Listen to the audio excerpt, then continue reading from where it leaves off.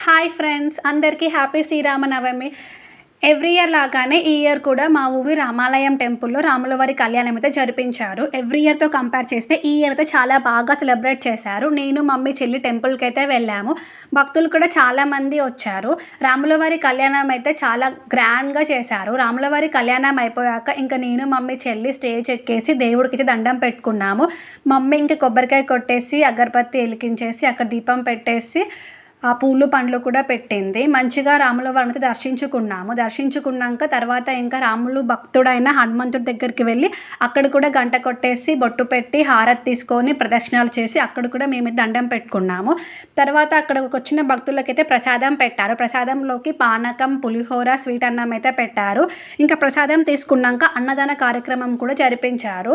లంచ్‌లోకి అన్నదాన కార్యక్రమంలో ఏం పెట్టారంటే వైట్ రైస్, పప్పు, పెరుగు, సాంబార్, గోంగూర చట్నీ, ఒక స్వీట్ అయితే పెట్టారు. మంచిగా లంచ్ చేసేసి అక్కడ కొంచెం సేపు టైమ్ స్పెండ్ చేసి మేమైతే ఇంటికైతే వెళ్ళిపోయాము. ఈ వీడియో కనుక మీకు నచ్చితే లైక్, షేర్ అండ్ సబ్స్క్రైబ్.